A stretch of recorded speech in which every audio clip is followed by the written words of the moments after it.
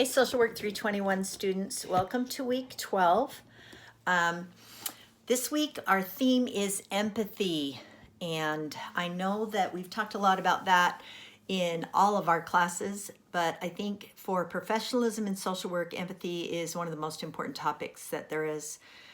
You've got a couple of assignments this week, your discussion on empathy. What I want to see reflected in that is the idea that empathy is really understanding being in someone's shoes. So sympathy is feeling sorry for somebody. Empathy is feeling what they're feeling. I've told you guys many times that your challenges will make you a better social worker, partly because you get built-in empathy. When you go through something horrific yourself, you're able to feel what your clients are experiencing when they go through things. So that doesn't mean you have to go through bad times to be a social worker. A lot of you have kind of a built-in empathy anyway. You really want to understand where a person is coming from. And some of you are getting that through your extensive reading. I know that many of you have asked for my book list, and I have sent several titles to you of books that I recommend social work types read to really understand the emotional state of an individual who has experienced whatever, abuse, domestic violence. Also, what motivates people who are perpetrators of these things. So empathy is our theme. You've got a few different supplemental materials. I focused a little bit on substance abuse and how that impacts some of the mental health problems that we need to have empathy to deal with. So go over those. There's one in there, it's a little clip from the cartoon Meet the Robinsons, and I really love this Disney movie. And I like to show it to people who have relapsed. When I've worked with clients who've struggled with substance abuse addiction and they've relapsed, in this scene in Meet the Robinsons, they're high-fiving each other for making a mistake. And the idea of falling forward. Every time you fall, if you fall forward, you're still getting somewhere. So some good ideas. Oh, hello, do you want to help me? Okay, got my helper here. Say hi to everyone. Yeah, she's a lover. So dogs are the best at empathy, aren't they? They're so good at it. Okay, so a few things that I'm going to talk about today are directly from your quiz. So I'm going to kind of prep you a little bit. One of the things you're going to need to have a good understanding of is shared decision making. What is shared decision making? I really love the attitude of the Mayo Clinic. Their attitude is all of their medical practices are patient-centered. And shared decision making is a key component of patient-centered healthcare. Obviously, as social workers, we call the people we work with, we call them clients. It's a more empowering way of labeling them. But this process in which clients and clinicians work together to make decisions, select tests, treatments, care plans, it's based on clinical evidence that balances risks and expected outcomes with the preferences that a client might have and also with their values. So when you are practicing shared decision making with a client, it's something that as a social worker, you'll do it almost every week in your initial assessment. You will very likely establish some goals, and these will come from the client, not from you. It is goals that they will need to come up with, and that gives you a good outline for what you need to do in working with that individual. Another thing that you're going to need to understand really well, and we've talked about this a lot, but that is confidentiality. What is a statement of confidentiality? How often do you need to make a statement of confidentiality with an individual? And why is it important? Confidentiality is one of the most important things in the world of social work. We need to be competent in keeping confidences. And that statement needs to be presented at the beginning of every session that you have with an individual. You will do it before you do anything else. And sometimes you will need to restate it throughout a session. I often had, when I was doing clinical work, I often had clients who would in the middle of a session, they would say, now you have to report this, don't you? And then they would proceed to tell me something horrific. And basically what they were saying is they didn't have the nerve themselves, but they knew that it was that I was a mandated reporter, and so they wanted me to report it. That statement of confidentiality can be as simple as what happens here stays here unless someone's in danger. And that is a good basic statement of confidentiality. It's so important. It will give your client more confidence in you. And they do need to understand that you will break that confidentiality if someone's in danger, especially someone who's more vulnerable, elderly, very young individuals are those, as we've stated many times, you are a voice for the vulnerable as a social worker. Okay, what does life experience have to do with an individual's emotional stability? This is a question I hope you all have thought about a lot. In chapter 10, you are learning a little bit more about assessing. We go into a little bit deeper the assessment process, and you have, many of you have taken the human development course, and so you have a good understanding. Your Psych 101 classes, your abnormal psych class has given you a good understanding of why life experience would affect someone's emotional stability. But let's talk about that a little more in detail. Let's say, for example, you're working with a child who, an adult who has trust issues. If we look back into their childhood, we might see incidents in which they had a hard time developing trust with parents or caregivers. And it could be that they had role models that were not emotionally stable themselves. And so one of the things that we talk a lot about are the parents that we work with is the importance of helping children to regulate their emotions. They can't, right? One of the things I would always tell my court-ordered parenting clients was that you should never allow a child to have the remote control to your emotions. They're going to push that button. They're going to want to get to you. But if you can keep your emotional level like this, and that child's emotional level is going to go up and down, then you are modeling for them what emotional stability looks like. Life experience can have a huge impact on individuals. There's studies out there that show how some on the extreme end, we have feral children who've had, very little human contact, and so they actually act like animals.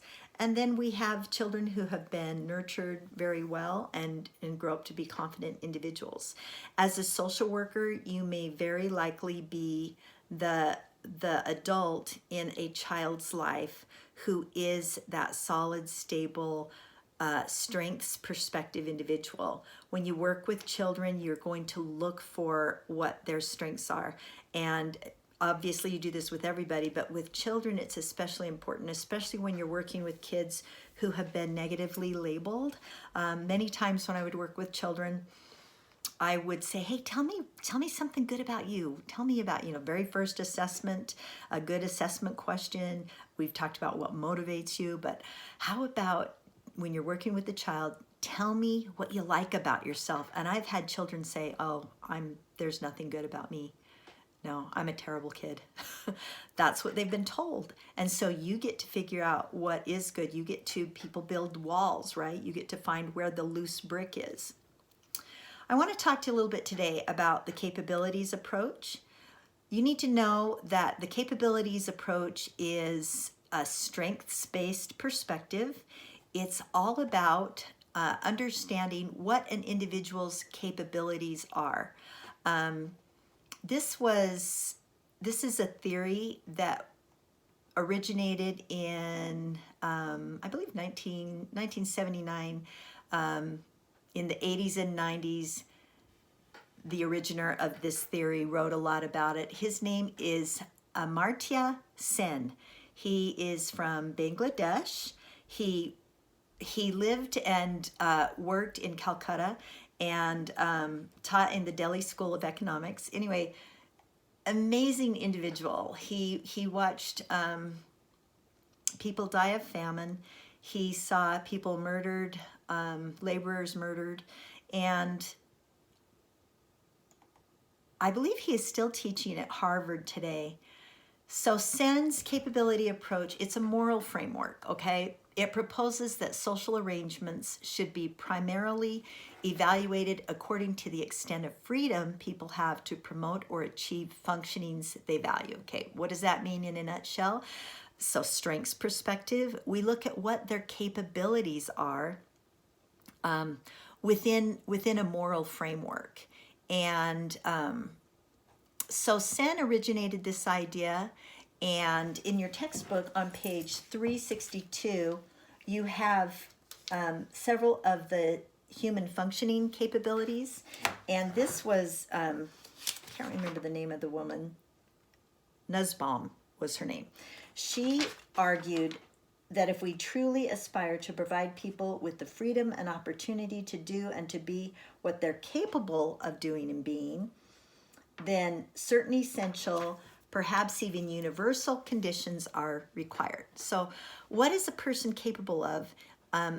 Again, we've talked about people in their environment and how the environment impacts individuals. So she has several different functioning capabilities that she's listed here. There's 10 altogether. The first one is life. So being able to live to the end of human life, a normal length, not dying prematurely. I just read a really good book called The Sound of Gravel, in which the author tells the story of her childhood growing up in Mexico in kind of a cultish environment. And she tells about the death of her own mother because of an electric fence that the father had unknowingly left on, and two children were killed on it. The mother went to rescue them, and she was also killed very early in her life, probably in her 40s.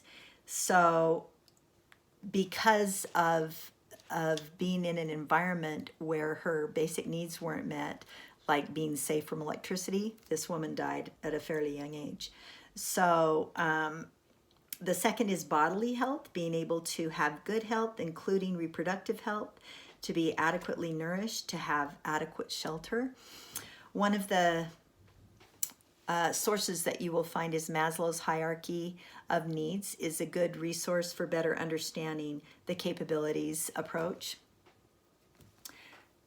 The third functional, human functional in the capabilities approach is bodily integrity, being able to move freely from place to place, to be secure against violent assault, including sexual assault, domestic violence, and having opportunities in matters of reproduction. So the fourth one is senses, imagination, and thought, being able to use the senses to imagine, think, and reason, to do these things in a truly human way. The fifth is emotions, to be able to have attachments to things and people outside of yourself. The sixth is practical reason, being able to form a conception of the good and to engage in critical reflection about the planning of one's life. Number 7 is affiliation, being able to live with and toward others, to recognize and show concern for other human beings, to engage in various forms of social interaction. Number 8 is other species, being able to have respect and connect with species other than your own. Isn't that an interesting one? Number 9 is to play, to be able to laugh and play. If you think about Maslow's hierarchy of needs, this is up there, isn't it? We have to have those basic needs met before we can have the higher needs met. So number 10 is control over one's environment. And this can have to do with both political and material environment. Functionings allow for different interpersonal conversion factors. So one of the ways that this theory is applied, that we've seen it applied internationally, is In Africa, we've seen more freedom for families when women are able to make more of the decisions, and when welfare monies are targeted towards the mothers, we've noticed that there seems to be a better outcome for the families in general than when they are targeted towards the patriarchs of the family. So this is one of the practical uses of this theory. It's concerned primarily with identification of value objects. It sees the evaluative space in terms of functionings and capabilities to function. So are people capable of functioning within their environment? As social workers, what do we do to allow support for that, to build a structure of support so individuals can achieve their full potential? Okay, so that is kind of in a nutshell some of the things that will be on your quiz this week. I look forward to reading your discussion assignment, and I really have enjoyed a lot of the writings that you have submitted already. And I think this topic, empathy, is super important. Most of you already get it really, really well. It's not always an easy attribute. It's easy to get frustrated at times. We've talked a lot about the importance of self-care, how burnout can be a big part of being a social worker. And if you're taking care of yourself, it's easier to have empathy for others. So make sure that your own needs are met, as well as trying to meet the needs of your clients and others in your life. So don't hesitate to text, call, or email me if you have any questions, and have a great week.